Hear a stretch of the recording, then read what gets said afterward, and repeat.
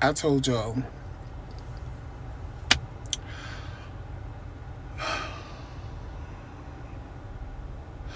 Okay, I'm gonna give y'all a chance to come back.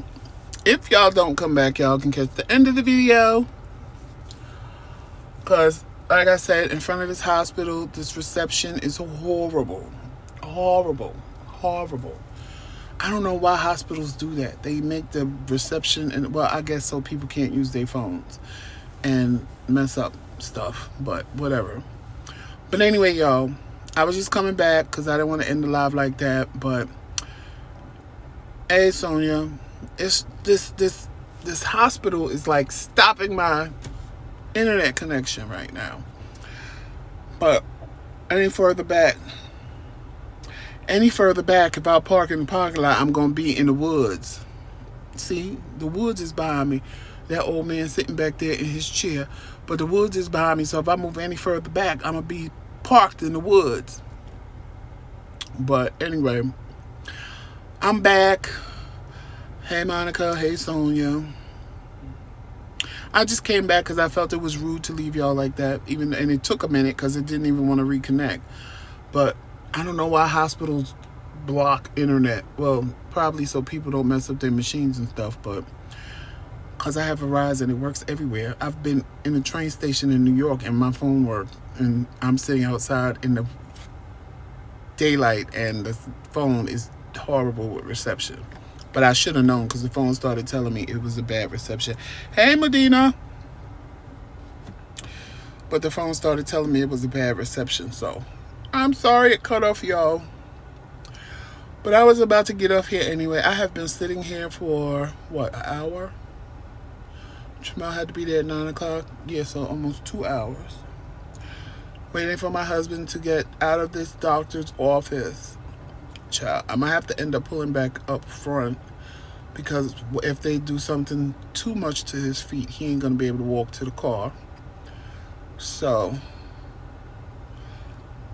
I will move once I'm done with the live. Hey, oh, I thought somebody else rose up, but I will move if once he comes. Or if I see him coming, because I don't know if his feet are going to be to the point of where it's hard for him to walk or not. Because if he's in there this long, they're doing something.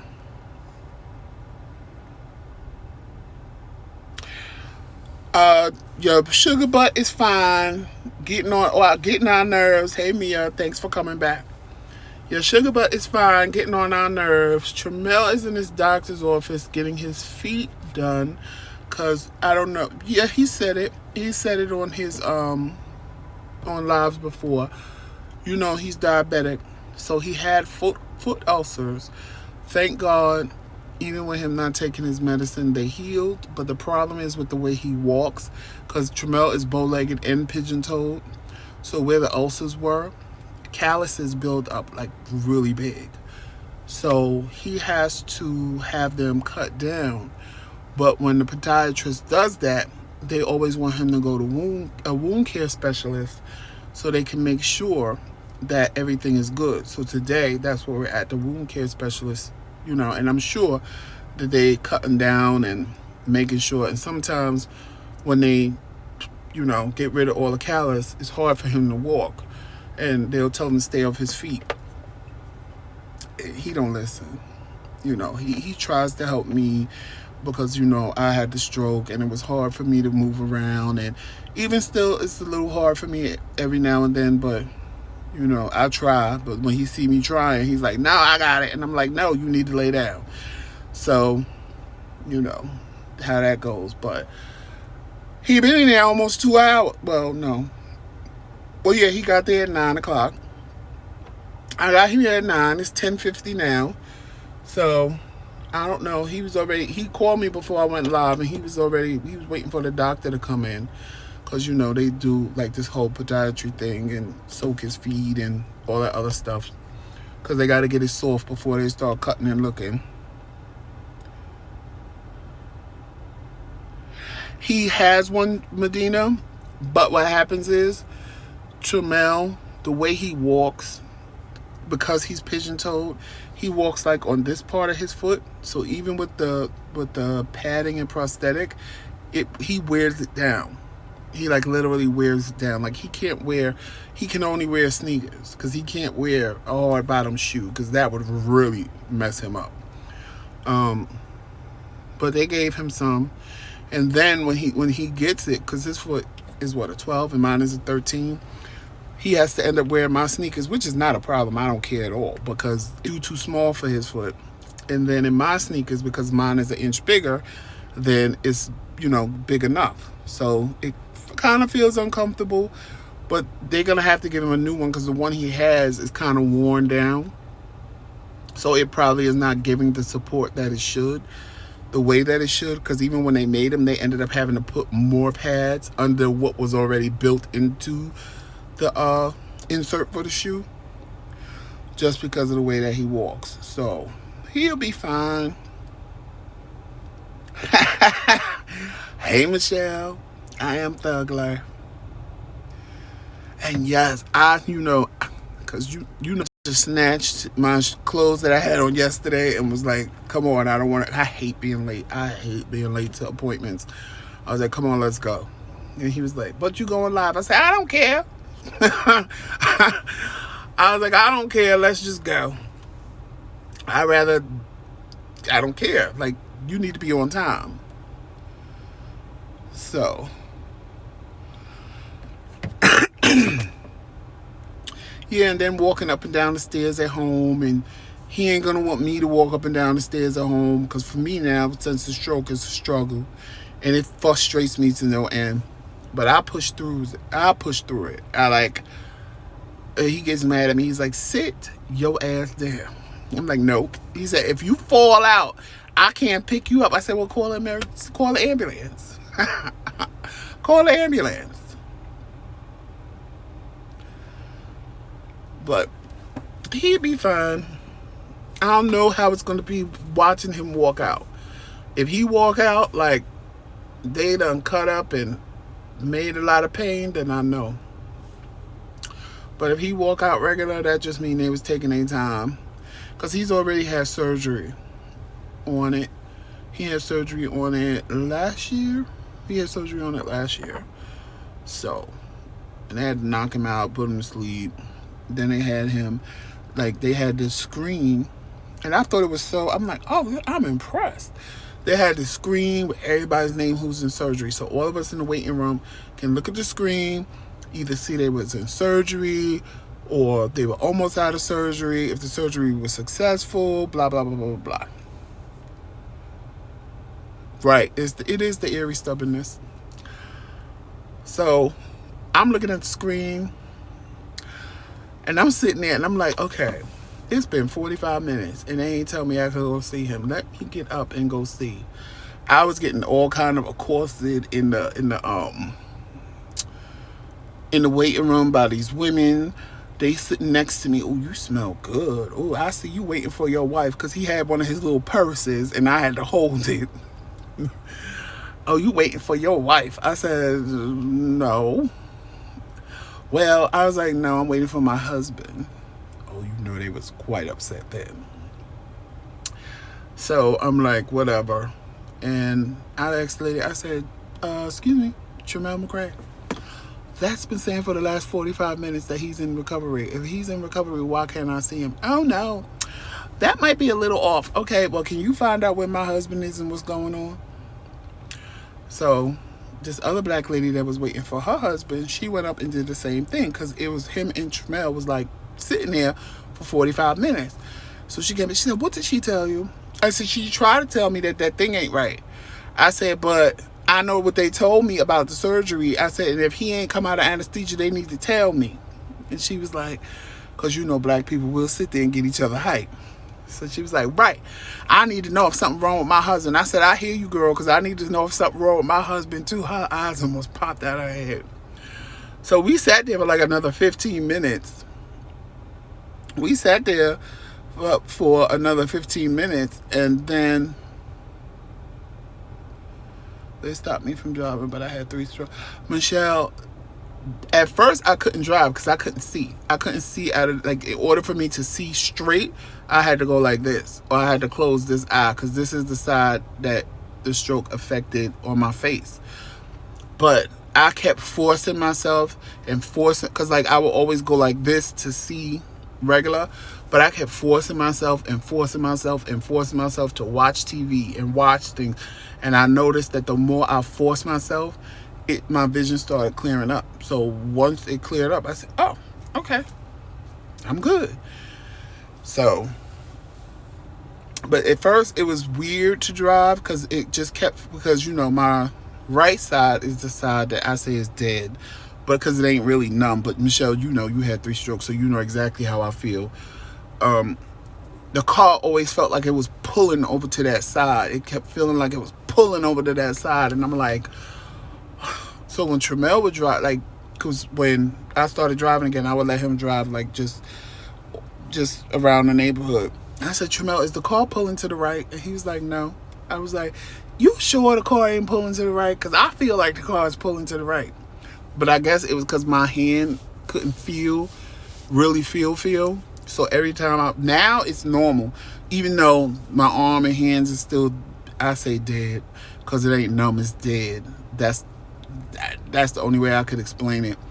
It don't feel that way no more because I keep forcing myself. And at first, trust me, when I came out the hospital, first of all, they were shocked that I could talk, that I had movement and everything with the kind of stroke that I had. Then I couldn't walk. Like, I kept falling. Or like, even to sit here, like if I was sitting down like this, I would start tilting over to the side like this, which I felt stupid. Like, I felt really, I was like, okay, something's wrong. I'm not going to sit down and just be rolling to the side. I could laugh at it now, but it wasn't funny then. I would literally be sitting down and roll to the side. I'd be sitting there and just be like tilting to the side. And I was like, I'm not going to be doing that. So, and then when I was walking, I was falling this way because I could feel this side of my body. I was trying to lean on the side that I could feel. And because I couldn't feel the right side of my body, that's why I was falling over to the right when I was sitting down. So when I got home, Tremel, he was like, stay in the bed. Stop trying to get up. At least use the cane. I'm not using no cane. And he's like, what? I said, I'm not. He's like, babe, you got to use the cane. You got to do this. You got to do that. So finally, I wanted to get out and go to the store at least. So I said, all right, I'll use the cane. So I used the cane. So I was like, oh, well, maybe I need to use the cane to get around. So I used the cane, but then I had to learn to slow down. You can't walk. I couldn't walk at my regular pace. So I had to learn to slow down and walk slow and what have you. And then one day I just said, because it happened the week of New Year's. And I told Tremel, I said, look, I know what you want from me, but this is what's going to happen. And he said, oh, God, here we go. I said, I know what you want from me, but this is what's going to happen. I'm telling you, by my mother's birthday, I'm going to be walking and I'm going to be fine and I'm going to be able to see and I'm going to be able to do everything. I promise you, by my mother's birthday. He said, and even my best friend, they both was like, well, if that doesn't happen, I said, it's not if it doesn't happen, it's going to happen. So, but if it don't happen, I will have made improvements, but I'm telling you, it's going to happen. Guess what happened on February 9th? Well, kind of before February 9th. By February 9th, I was fine. I could see, I could walk without the cane. I had to learn to slow down because I can't walk at the fast pace that I used to walk. But I just was like, I refused to give in to what was happening to me. I just refused. I said, God, look, this ain't my journey. I don't know why this happened, but this ain't my journey, and I'm not going to accept this as my journey. It happened, but we going to fix it, and I'm telling you, it will be fixed by February 9th. And, you know, everybody kept telling me, but Joe, because they know me, I would get like a little kid, like, and get depressed and get mad that it didn't happen. But I was determined. I was determined to walk and see and do everything like I did before. And now I still get frustrated because I can't just get up and run down the stairs like I used to. or I can't just clean up and scrub and shine my floors because we got hardwood floors. I can't just shine my hardwood floors like I did before I had the stroke. It frustrates me, but I'm like, okay, well, take your time. Like, it was last month or the month before last, I finally was able to do the floors downstairs in the living room and when you first come in the house and in the dining room. You would have thought I hit the lotto. I stood down there and screamed, thank you, Jesus. And I cried like a baby. Because I had wanted to do that for so long. But I was so exhausted and tired. And then on top of it, my blood level from dialysis is low. Because if you don't know, your kidneys produce your red blood cells. So because my kidneys are not working 100%, my red blood cells are low. Like dangerously low. And I just didn't have the energy. Like walking up the stairs, I'd be like, or just walking, I was huffing and puffing, and I'm like, I'm not. And then when I did the floors, I was like, oh, I want to cry. Thank God. Tramel came flying down the stairs like, what happened? I said, I finally was able to do the floors. He was like, you scream like, I said, yes. I said, because I've been wanting to do this for months and I just couldn't do it. I said, every week I said, I'm going to do it. I'm going to do it. And I couldn't do it. And today I finally did it. And I'm just excited and happy that I was able to do it. And it was because it was an accomplishment for me. It was something that I wanted to, that normally I could just do. Like, I didn't have to think about cleaning. I didn't have to think about shining the floor. I didn't have to think about that. I could just get up and do it. Now I had to think about it. Hey, Medina. I was like, I didn't have to think about it. So, but my knee is throbbing like crazy. Oh, I'm sorry you fell. And I just, it was what it was. It just was what it was. It's like now my blood level is going up.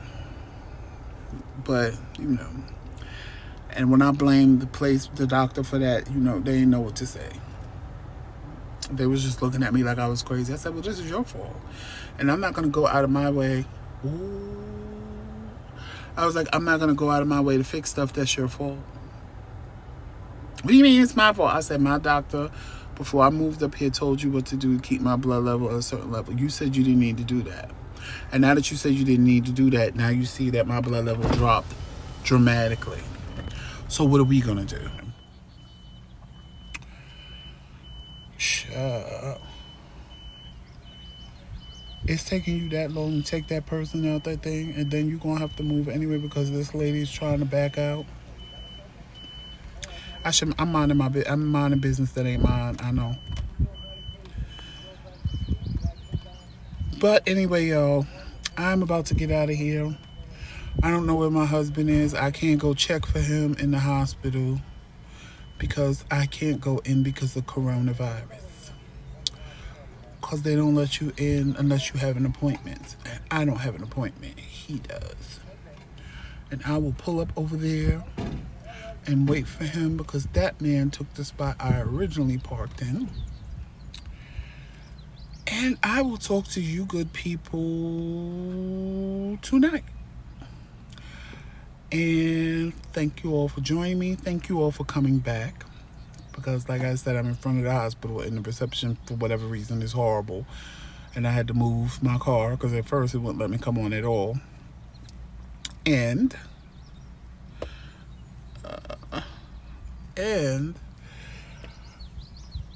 I will see you guys tonight. Y'all know everything is in the description box. I ain't naming everything. Everything is in the description box that you need. If you want to contact us, buy merchandise, join the TBT squad, all of that good stuff is in the description box. And you know how we always end it. Walk in peace, love, sunshine, and happiness. And remember, it's Team McCray all damn day. Later, y'all.